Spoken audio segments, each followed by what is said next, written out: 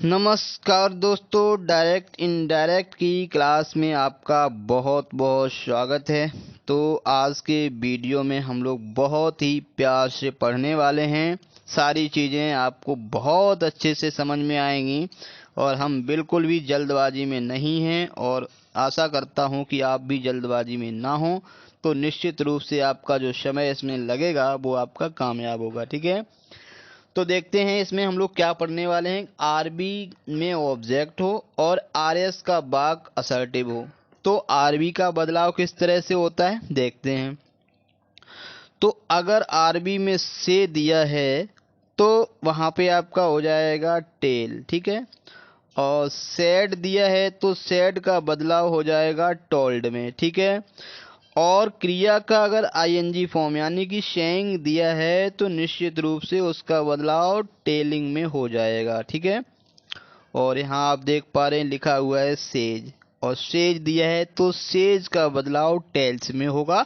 तो यहाँ तो आपको इतनी बात समझ में आ गई होगी कि फर्स्ट फॉर्म का बदलाव फर्स्ट फॉर्म में होता है, सेकेंड और थर्ड फॉर्म का बदलाव सेकेंड और थर्ड फॉर्म में होता है, जबकि आईएनजी फॉर्म का बदलाव आईएनजी फॉर्म में होता है और सिंगुलर फॉर्म का बदलाव सिंगुलर फॉर्म में होता है। ठीक है, तो ये तो आपने जान लिया कि आरबी में क्या बदलाव होगा। और हम बात करें कि जो आरएस का वाक्य है वो जुड़ेगा किससे, यानी कि कौन सा कंजक्शन लगेगा, तो वो आप यहाँ देख पा रहे हैं दैट कंजक्शन लग जाएगा। ठीक है, और कॉमा इन्वर्टेड कॉमा हट ही जाता है। अब हम लोग देखते हैं, वाक्यों को देखकर सीखते हैं सारी चीजें ये कैसे होती हैं। तो ये रहा आपका पहला वाक्य। ठीक है, तो इतना तो आपको पता है कि ये है आपका आर बी। ठीक है, ये है आर एस। अब दोनों में क्या है वो हम लोग जानेंगे। तो पहला देखा, ये तो हमारा है सब्जेक्ट। ठीक है, और इसमें ऑब्जेक्ट भी है और ये है आपकी वर्ब। ठीक, और यहाँ हम लोग देखेंगे ये वाक्य हमारा कैसा है। ये हमारा सब्जेक्ट लगा हुआ है, ये लगा है फुल स्टॉप, तो यानी कि ये वाक्य है हमारा असर्टिव। ठीक है, तो इतना आपने जान लिया कि आरबी में ऑब्जेक्ट है और आरएस का वाक्य असर्टिव है। तो क्या करेंगे, ठीक है, तो देखिए सबसे पहले तो आप ही का ही रख देंगे। ठीक है, और इस सेज टू का बदलाव हमने आपको बताया है किस में हो जाएगा, टेल्स में हो जाएगा। ठीक है, ये आपका रहा टेल्स हो गया, टेल्स, और उसके बाद में आप मी लगा देंगे। टेल्स मी लगाने के बाद अब आपको देखना है जो आई यहाँ पे दिया है इसका बदलाव कैसे होगा। ये जो आई आप देख पा रहे हैं, तो निश्चित रूप से इस आई का बदलाव जो आरबी में सब्जेक्ट है उसके अनुसार होगा। ठीक है, अब हमने आपको बताया है कि ये वाक्य जोड़ने के लिए आपको कंजक्शन भी चाहिए, तो कंजक्शन जो है वो यहाँ आपका आ जाएगा दैट। ठीक, दैट लगाने के बाद जो आई है उसको आप बदल देंगे किसमें, ही में, क्योंकि यहाँ पे आपका ही लगा हुआ है। ठीक है, अब देखो फिर क्या करेंगे।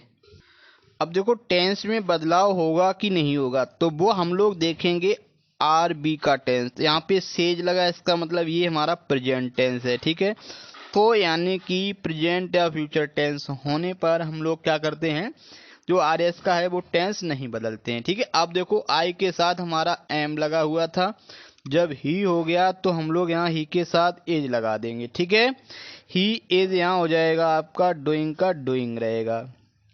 अब देखो मुख्य चीज है, अब ये माई किस में बदल जाएगा।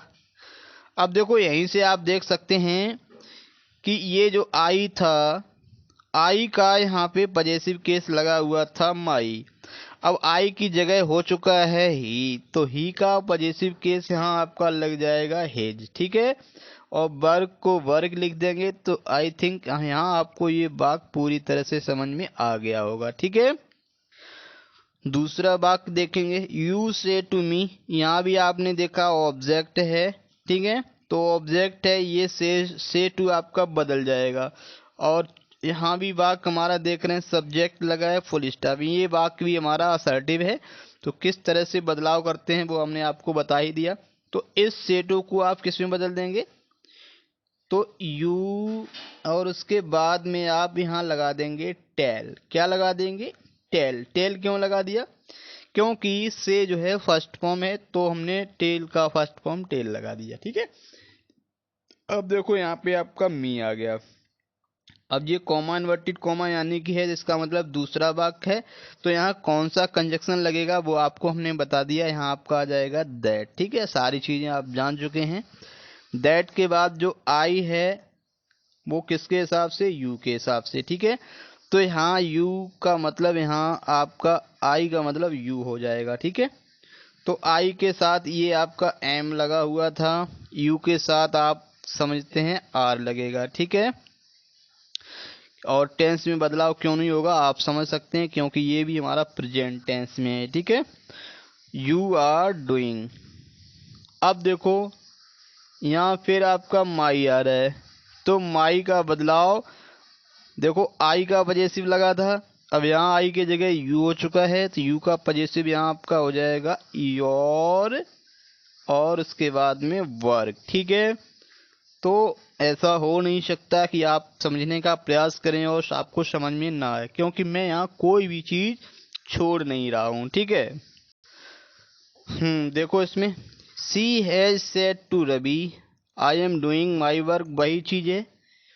इसमें भी आपका ऑब्जेक्ट क्या है, रवि है। ठीक है, और ये वाक्य हमारा फिर से असर्टिव है, तो क्या करेंगे हम लोग, देखो सी यहाँ पे लिख देंगे और हैज लगा देंगे। ठीक है, और सेड टू को हम लोग किस में बदल देंगे, यहाँ पे टोल्ड में बदल देंगे। ठीक है, तो टोल्ड हो गया, और इसके बाद में टू वहां से हटा दिया और रवि का रवि लिख दिया। ठीक है, अब हमारे सामने ये प्रश्न है कौन सा कंजक्शन लगाएंगे, तो आप अच्छे से समझ चुके हैं, यहाँ पे दैट कंजक्शन का प्रयोग करेंगे। ठीक है, दैट लगा दिया, और आई के लिए फिर आप देखो आई के लिए यहीं जाएंगे। ठीक है, तो इसका मतलब यहाँ जो आई है वो सी में बदल जाएगी। ठीक, और जब टेंस की बारी आई तो हम लोग निश्चित रूप से यहाँ क्या देखेंगे, आरबी के टेंस को देखेंगे। कुछ लोग सोच लेते हैं सेड लगा है पास्ट टेंस है, तो ऐसा नहीं है। देखो हैज लगा हुआ है, तो हैज सेड का मतलब आप समझ रहे हैं, ये हमारा है प्रेजेंट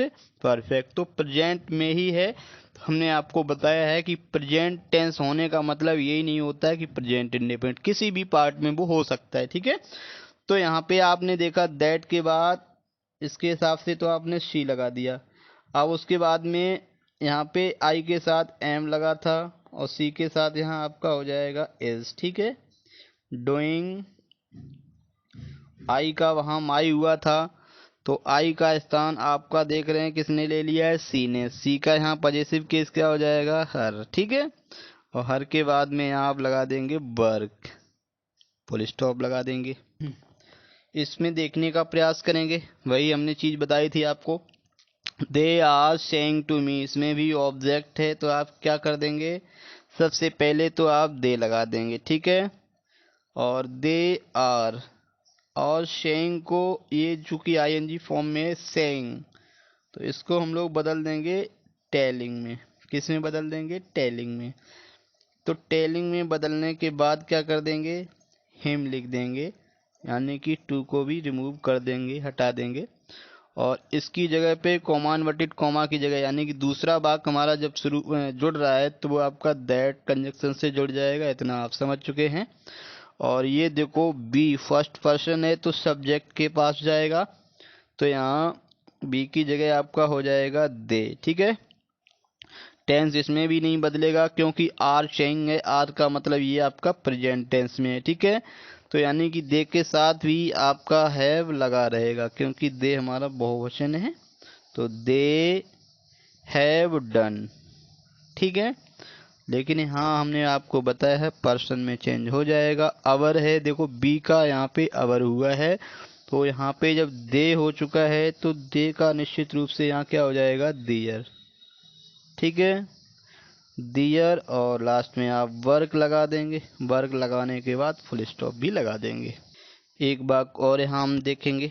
ठीक है, हाँ हम फ्यूचर टेंस में यहाँ पे लिख दिया है, क्योंकि आप देख रहे हैं सेल लगा हुआ है। ठीक है, और चीज़ें आपकी सेम हैं, यानी कि आरबी में यहाँ भी आपका ऑब्जेक्ट है, तो बी सेल, और यहाँ से टू की जगह हो जाएगा टेल, टेल हर। ठीक, और यहाँ फिर ये वाक्य हमारा देखो सब्जेक्ट से शुरू है, फुल स्टॉप लगा हुआ है तो यानी कि असर्टिव है, तो इसका मतलब यहाँ दैट कंजक्शन लगा देंगे। ठीक है, दैट लग गया।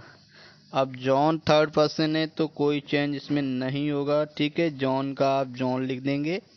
और यहाँ बिल सेल लगा है, इसका मतलब टेंस में भी यहाँ कोई बदलाव नहीं होगा, क्योंकि आपने पढ़ा है कि प्रेजेंट या फ्यूचर टेंस में आर बी होती है तो आर एस का टेंस नहीं बदलता है। तो जॉन भी नहीं बदला, एज भी नहीं बदलेगा। नॉट अ गुड और बॉय, इस तरह से ये हमारा बन गया डायरेक्ट से इनडायरेक्ट। ठीक है, इसमें इतना ही पढ़ेंगे।